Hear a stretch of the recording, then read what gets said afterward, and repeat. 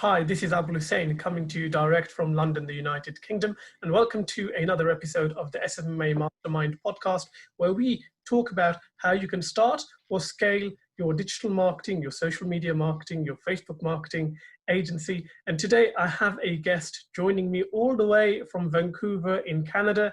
His name is Evan Gilbert, and he is the founder of 𝗟R희𝗱𝗲𝗍 Media. So Evan, welcome to the show. Happy to be on, Abdul. Thanks for having me on. Thank you very much for joining me, because it must be quite early for you in Vancouver. It's just 9:30 in the morning. It's more than fine. Office hours don't start till 10 a.m. So it's all good right here. Brilliant. So for those of the viewers who don't know who you are, why don't you give a bit of a background into I suppose who you are, how you got started with your agency, and the journey to this point. Yeah, for sure. So I pretty much I guess I'll start where I went to school and stuff. So I ended up going to school for broadcasting, and it was mainly focused in radio broadcasting. I have a background in acting. So I was used to doing principal acting work. So on camera, also theater acting as well. And one of the reasons why I wanted to join up in radio broadcasting was that I got to write my own script.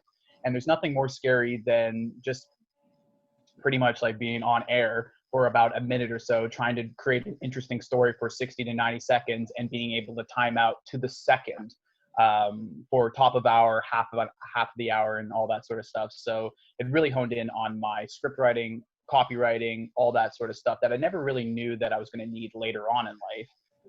So ended up doing broadcasting at the British Columbia Institute of Technology. And then I ended up getting a job with one of Canada's largest media companies. I ended up doing social media and promotions with the company out in Vancouver, which I was very fortunate to do. But then I realized after around 6-7 months that getting paid pretty much minimum wage to do blog writing, social media content, pretty much some paid traffic, and there was a whole bunch of other stuff that was all going on. And I was just I took a step back and I realized, wait a minute, should I be getting paid more to be doing this sort of stuff? So that's when I realized after 6-7 months of working there that I needed to kind of figure this stuff out on my own. Then I started doing social media freelancing work after working corporate for 6-7 months. And that was also a whole other adventure on its own, doing freelance work. As we all know, for those that do freelancing, it gets really hectic at times, and you try to be a yes man all the time. So you just say yes to every single project that comes through. So I ended up doing, I think I was doing social media management, paid traffic, content creation, all that sort of stuff. I managed to get 4 clients in 48 hours. So 4 clients in 2 days, which was pretty crazy at the time. But then I didn't realize that I would have to actually do all these different things in all these different niches. And it pretty much drove me nuts. Then I kind of took a step back and I was like, okay, I don't think that I left this job so that I wouldn't have to do all this sort of stuff all over again for my own personal life. There must be something missing here. And that's when I ended up finding a mentor of mine who's actually out in London. His name is 𝗟R희𝗱𝗲𝗍𝗍, and that's when I started learning about the agency life, building out an agency, your own online digital agency. And that's when I got into social media marketing and building out my own agency. So I got fully incorporated in August of 2018. So it's officially been 2 years since I've incorporated my business. And I mainly do strictly focusing on, with myself and my team, just doing paid traffic, mainly with real estate professionals. So either PREC, so that's personal real estate corporations, as well as brokerages and individual realtors. And I also work with info products, e-com, and fitness as well. But mainly for about 1.5 years, I pretty much solely worked on real estate lead generation campaigns. And that's kind of how I got my start until COVID hit. And the government pretty much shut down 95% of my business in the span of 72 hours. And then that's when I was like, holy crap, I gotta kind of switch things up a little bit, go into different niches, and not just solely depend on the majority of my business from one niche. So now I used to be around 90-95% of my clients before COVID used to just be in real estate. Now it's roughly around 60% or so. So I try to diversify as much as possible. But yeah, that's kind of a short condensed story of the last probably 4 or 5 years of my life. No, that's awesome. And there's quite a few follow-up questions I have from that. So let's start with getting 4 clients in 48 hours. People can't get 1 client in 48 days. How did that happen? Oh, it was a lot of like it was a lot of referrals from like mutual friends and stuff like that, because a lot of people are just kind of scared to ask for like favors and all that sort of stuff from people, and people are also very scared to pick up the phone. And that's one of the things that I really preach about, is to use your own network first and see who's running businesses and who needs help and who's running their own social media channels. Because like, in all honesty, like if you're running a business, like social media is just like an extra hassle for a lot of people. Yeah. And pretty much like, I just kind of, you just have to frame it where you're easing up time for the individual to make more sales, on whoever's running the business to make more sales themselves. And you can either focus on management, content creation, or paid traffic as well. So yeah, it was a lot of just like my referral networks. I didn't have to do really any cold outreach. It was all warm and hot outreach that I ended up doing. The warm was mostly through mutual friends that I would get connections through. But also had 2 of those clients ended up actually being like actual friends of mine that I've known for years and stuff. So yeah, that's one of the things, like the difference between cold and warm and hot outreach, is that you don't have to sell yourself as much when you're using your own mutual connections. Mm-hmm. I suppose that's a good way to get started. And you're right, a lot of people are slightly afraid to ask for friends and family for a bit of help. So now that because you're starting your business, I'm sure they were quite aware that you were just getting started. Did they try to negotiate you down? I mean, did they try to put you on a very kind of a low retainer, or did you get what you wanted right off the bat? Some of it was like, oh, I'll just kind of like do these things. Like I think I like one of them just kind of combated with price at the time, but other than that, though, I pretty much like priced the services very low. So I was only doing like $500 a month or something like that per client. Because like I didn't really know what the prices were, what the going rate was, and I was just kind of winging it at the time, because that's what you do sometimes as a freelancer. You just have to wing it until you kind of figure it out for yourself, and then you can actually know what your value is. And looking back on that, like that's how a lot of people get started with our industry and building out an agency and all that sort of stuff, was to find the nitty gritty and go out there and get paid like crap and have a few crappy clients. Because always the cheapest clients that you have throughout, like this is both my personal opinion, as well as hearing about it from other agency owners, is that whenever you have your cheapest client will always demand the most from you every single time. So yeah, it's just very interesting to go through that. Everyone should have to go through that every so often. Everyone should have to go through a couple nightmare clients that don't actually respect your time or anything along those lines, or don't respect what you have to offer, so that you know to say no to those people in the future, in a sense. So yeah, I didn't really have to like negotiate a whole lot with like 3 out of the 4 of them. Yeah. One of them I did, but at the end of the day, it was just like 2 months of freelancing contract. So I knew it was going to be up in 2 months, so I wouldn't have to work with these people for much longer. Mm-hmm. Mm-hmm.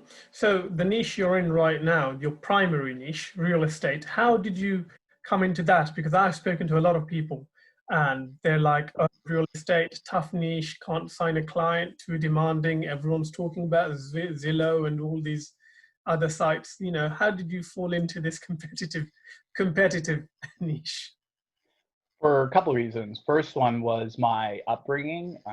So I was really into just housing and real estate at a very young age. When I was like 10, 11 years old, like I was watching House Hunters International, House Hunters. I've always loved traveling as well, and I've always been interested in purchasing property, all that sort of stuff. And I spoke a very common language with a lot of people that are in the real estate industry, and I have a few few friends that are already in the real estate industry as well. So I kind of know how they act, what they go about in their day, what their interests were, and what their pain points were, essentially, since I hung out with these people for years and they ended up going into real estate.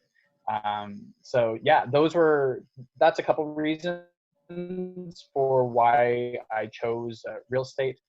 One of the other reasons why I chose real estate, mainly for like lead generation and stuff, is that like I got pretty good at it my first couple campaigns. So it was just much easier to be able to get much easier to scale with it as well in the future. So pretty much like that kind of covers it right there. So it was as a kid, 11 years old, really into all this like property investment, all that sort of stuff. And then I just kind of merged high income scale in order to help these people out and get more leads to convert them into sales and whatnot. So yeah, that's pretty much how I got into real estate. The other one that was on the top of my head, I'm also from Vancouver in Canada, and Vancouver is I believe the third most expensive city in North America after San Francisco and New York City. And in Canada, Vancouver is the most expensive city in Vancouver is the most expensive city in Canada. So I was very interested in the real estate market, and our real estate market here in the province that I'm in British Columbia, is actually there's more as a percentage of GDP in Canada. There's actually more economic activity in real estate, purchasing property and selling property, than there is in the oil and gas sector in the prairies in Canada, which used to be kind of the lifeblood of the Canadian economy and resources and physical commodities. But now it's completely shifted to real estate. I think real estate has gone up by 2 or 3% higher as a percentage of GDP versus actual physical commodities like oil and mining and all that sort of stuff. So it was just kind of like, we're surrounded by real estate all the time.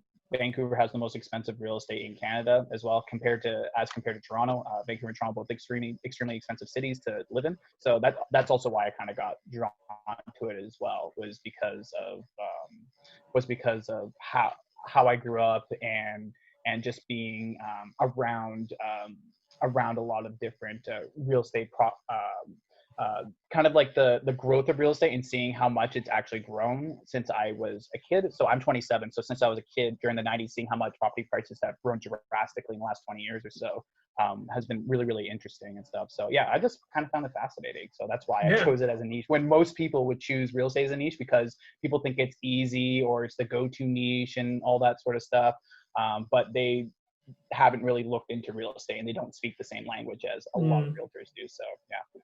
No, that's quite interesting that you mentioned speaking the language of the niche obviously helps quite a lot, especially when people are talking about Facebook and SEO and all of these other bells and whistles that realtors are not used to. You know, they want someone who speaks in their language, not you trying to teach them yours. And right now with realtors, are you picking them up through referrals, or are you doing any cold prospecting? I know there's been a bit of a downturn with COVID-19 all across the world. How does prospecting look like for you right now?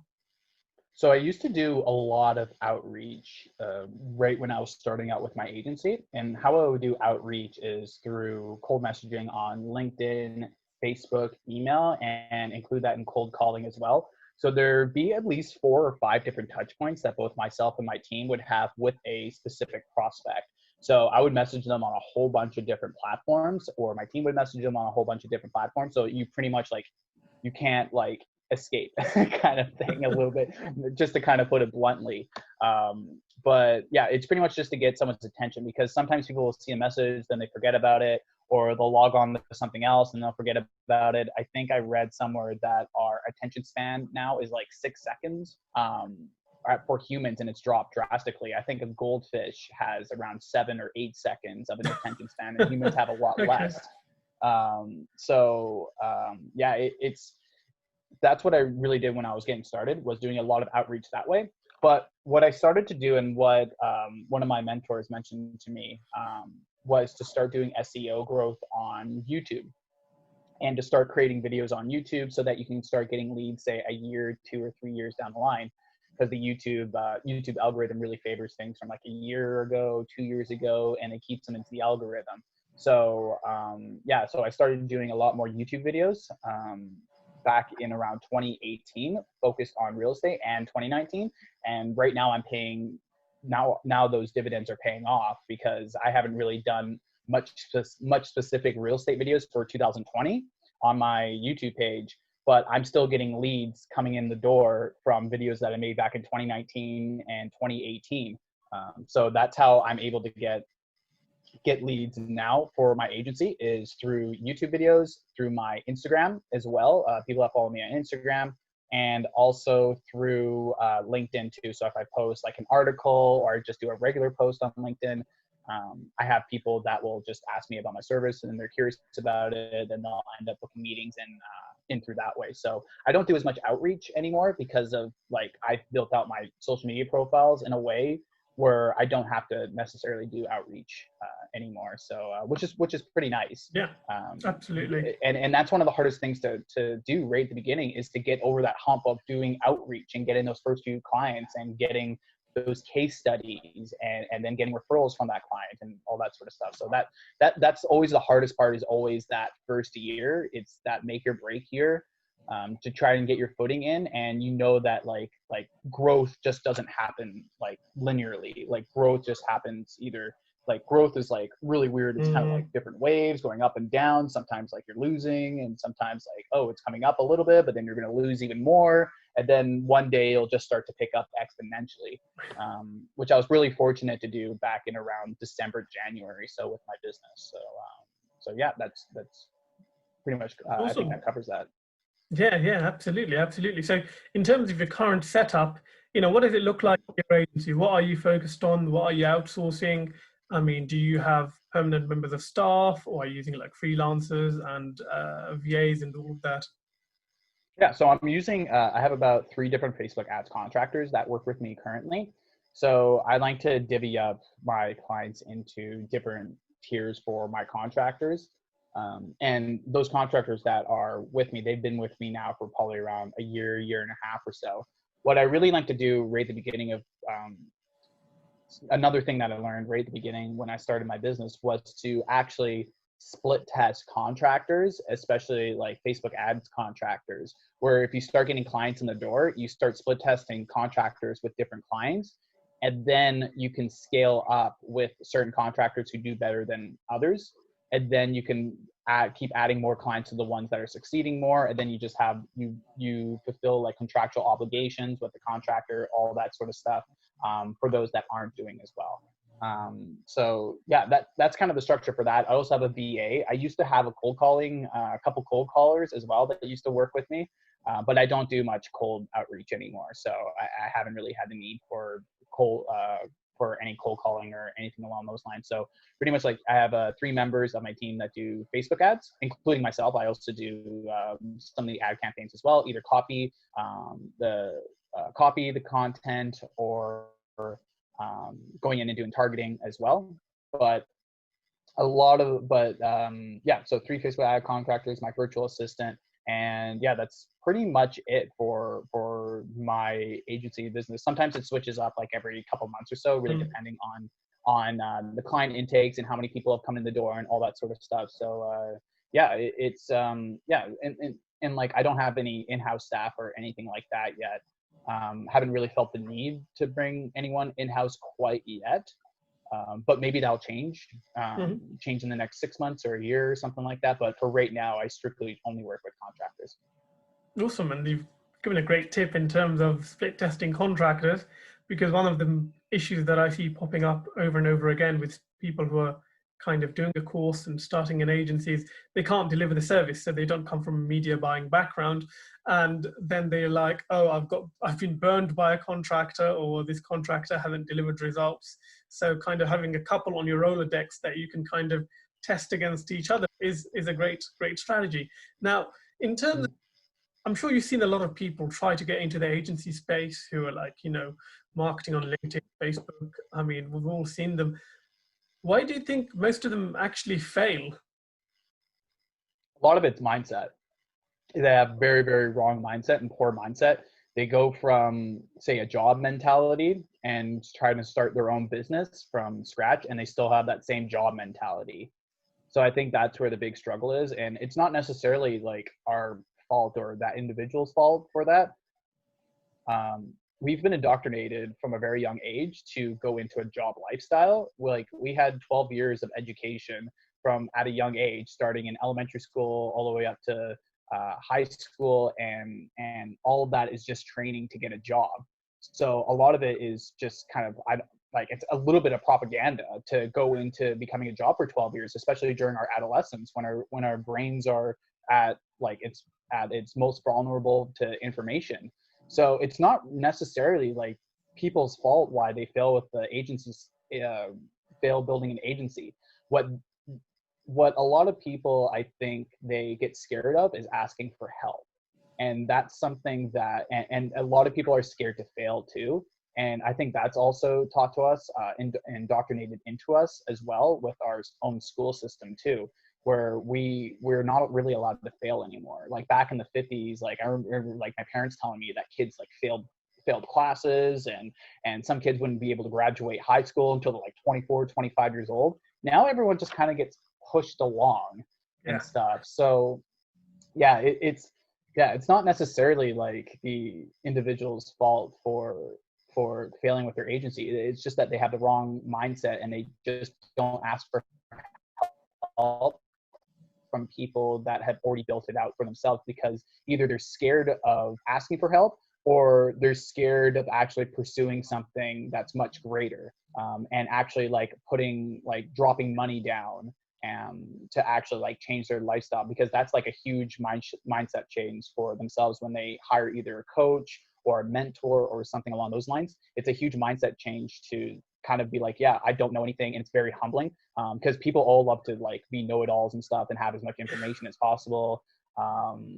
But not enough people are like Socrates in our society, I feel, and just ask questions and just be really curious. And I think it's very humbling for a lot of people. And I've seen a lot of my friends grow exponentially in this industry because they started asking a lot of questions and being incredibly humble to look for people that know a lot more than they are, than they do, and that are either 6 months ahead, a year ahead, or a couple of years ahead, and just asking for help. Even people that like make millions of dollars a year still ask for help from their own mentorships and all that sort of stuff. So yeah, I think that's why some of the reasons why people just kind of fail in the beginning, because they try to do it on their own and they're just scared to ask for help, either because they have a lack of confidence in their own ability to make it further, or they're just stuck in that same mindset that they've had indoctrinated into them through 12 years of in quotations education. So yeah. No, that makes total sense, because when you look at tactics and strategies, there's only so many different outreach strategies out there, right? And everyone is talking about it. So it's not like you're going to come across a magic pill or anything like that. So final question for you. You've been on this journey for just over 2 years. If you had to kind of start all over again, having learned what you have learned over the last 2 years, how do you go about building an agency from scratch? Oh, wow. Probably one of the bigger things, I think, was just having more belief in service delivery and belief in the product and service that I was trying to sell. And I think that a lot of people just lack the confidence, and you can tell that on the phone, and you can tell that during meetings with prospects, that if you lack your own confidence in your service and your own abilities to help them create an ROI positive campaign, then why would they want to give you their credit card number, or why would they want to give you any money or anything along those lines if you don't have faith in what your product is or what your service is? So I think that the first thing is just being sold yourself on what you're doing, and having the confidence to be very proud of what you do. And if you're not really proud of what you're doing, like the service or the product, then redo it and rehash it out so that you have the confidence to be able to sell it and think that your product and service, you're going to be able to change lives with it. And change lives for the better, not for the worse. Change lives for the better. That was the big thing. It took me probably about 6 to 9 months or so to be comfortable enough to say like, oh yeah, like my service is absolutely bomb. It's awesome.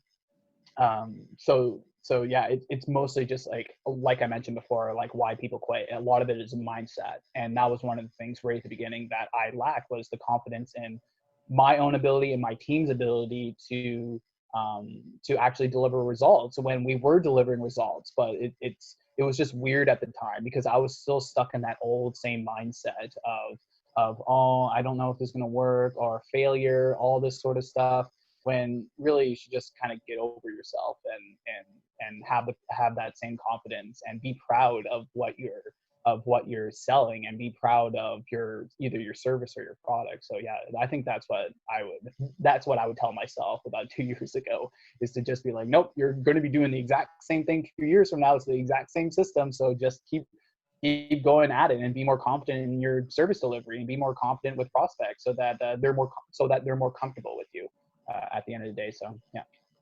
That's an awesome piece of advice, and this is the first time I've heard someone talk about delivery. You know, usually people are talking about prospecting, but I'm glad you brought delivery up to it. You know, because that's quite important in terms of retaining your clients. So on that note, Evan Gilbert, founder of 𝗟RHI Media, thank you very much for your time. Abu, thank you so much for having me on. It was a pleasure.